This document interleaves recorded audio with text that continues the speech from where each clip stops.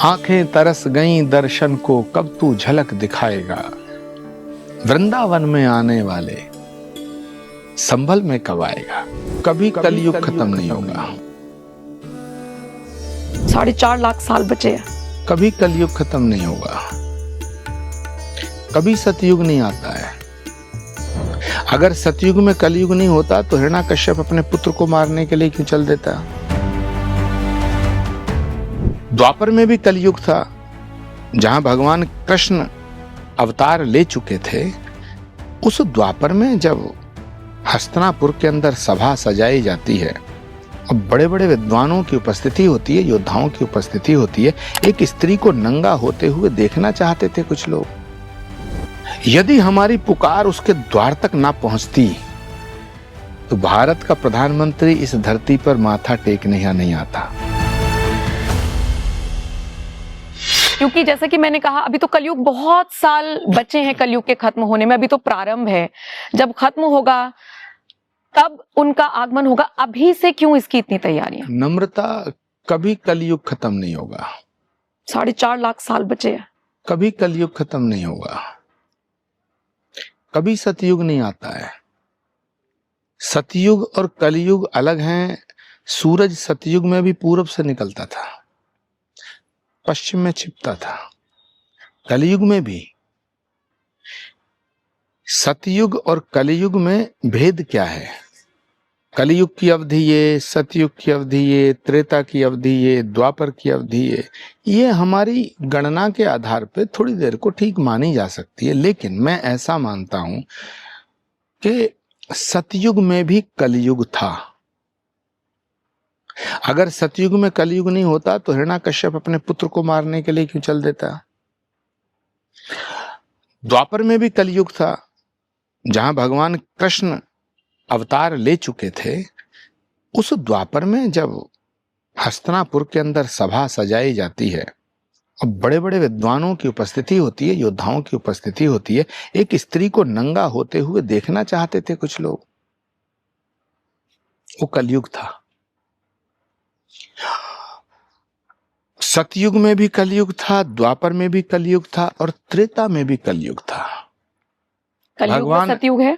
भगवान राम जब आए त्रेता में, अयोध्या में आए, तो मंथुरा ने उनके खिलाफ जो साजिश रची वो कलयुग का हिस्सा है। और जब रावण ने वेश बदल करके सीता का हरण किया वो कलयुग है। हमें लेकिन अब सतयुग में कलयुग नहीं खोजना है, हमें कलयुग में सतयुग लाना है। तो कलयुग कब खत्म होगा, भगवान का अवतार कब होगा, ये हमारे सोचने का विषय नहीं है। भगवान कब आएगा उसकी मर्जी। हम तो पुकार रहे हैं, हम पुकार रहे हैं। आंखें तरस गईं दर्शन को, कब तू झलक दिखाएगा। वृंदावन में आने वाले संभल में कब आएगा। हम पुकार रहे हैं और हमारी पुकार उसके द्वार तक जा रही है। यदि हमारी पुकार उसके द्वार तक नहीं जाती तो ये दुनिया का पहला ऐसा धाम बन रहा है जो भगवान के अवतार से पहले स्थापित हुआ। यदि हमारी पुकार उसके द्वार तक ना पहुंचती तो भारत का प्रधानमंत्री इस धरती पर माथा टेकने यहाँ नहीं आता। इस भूमि का प्रताप है और इस भूमि का उल्लेख पुराणों में है, श्रीमद् भागवत में है, स्कंद पुराण में है। और स्कंद पुराण में और हमारे शास्त्रों में स्पष्ट लिखा हुआ है कि गंगा और राम गंगा के मध्य में, गंगा और राम गंगा के मध्य में 24 कोस की परिधि में 3 योजन लिखा है। 3 योजन का मतलब है 24 कोस। 24 कोस का मतलब है 48 किलोमीटर। तो 48 किलोमीटर का रेडियस गंगा और राम गंगा के बीच का ये स्थान श्री कल्कि नारायण भगवान की अवतरण स्थली बताया गया है। यहां देखो दक्षिण दिशा में 21 किलोमीटर पे गंगा है और इधर देखो उत्तर में 23 किलोमीटर पे राम गंगा है। इधर राम गंगा और इधर गंगा के ये मध्य में स्थान है और शायद इस धरती का चयन खुद परमात्मा ने किया है। और जहां आपकी बैक साइड में ये सब काम चल रहा है, श्री कल्की धाम का गर्भगृह है, यहीं बैठ के माननीय प्रधानमंत्री जी ने पूजन किया था, यहीं बैठ करके उन्होंने शिलान्यास किया था। तो मुझे लगता है कि हमारी पुकार भगवान के द्वार तक जा रही है। अब भगवान कितनी जल्दी आए, बस इसका ध्यान रखना चाहिए। कब आएगा वो जाने, हम पुकार रहे हैं। लेकिन मैंने पढ़ा कि ये तो जो निर्माण हो रहा है पूरा आपकी निजी भूमि पर हो रहा है, लेकिन सवाल मेरा ये रहेगा कि जो अमूमन बहुत सारे लोगों के जहन में होगा कि पैसा कहाँ से आ रहा है, क्योंकि हम देख रहे हैं कि जब से 2014 से मोदी सरकार आई है, मंदिरों का जीर्णोद्धार हो रहा है। हम देख रहे हैं संस्कृति की तरफ जेनजी हो या उससे बाद वाली जनरेशन हो, अलग जगी है, लोग अपनी संस्कृति की तरफ और बहुत सारी चीजों की तरफ बढ़ रहे हैं। तो सरकार ऐसी है जो सनातनी है, इसलिए ये पॉसिबल हो पाया। दो विषय हैं, दो सवाल आपने किए। एक तो ये कि ये इसका निर्माण निजी भूमि पे हो रहा है। निसंदेह इस भूमि को कानूनन तरीके से हमने खरीदा था, लेकिन आपने कहा आपकी निजी भूमि पे हो रहा है। मेरा तो निजी कुछ है ही नहीं, मैं ही भगवान का हूं, तो ये भगवान की भूमि है, मुझ में कुछ भी नहीं है।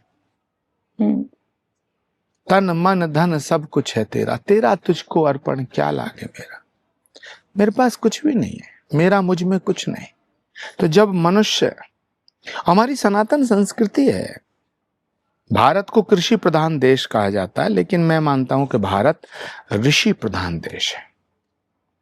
जब जब राष्ट्र संकट में आया है, जब जब मानवता संकट में आई है, जब जब अधर्म बढ़ा है, तब तब दुष्प्रवृत्तियों का नाश करने के लिए और धर्म की पुनर्स्थापना करने के लिए भगवान धरती पे आए हैं। श्रीमद् गीता के अंदर भगवान कुरुक्षेत्र के मैदान में जब अर्जुन को उपदेश देते हैं तो वो उद्घोष करते हैं, परित्राणाय साधूनाम विनाशाय च दुष्कृताम धर्म संस्थापनार्थाय संभवामि युगे युगे।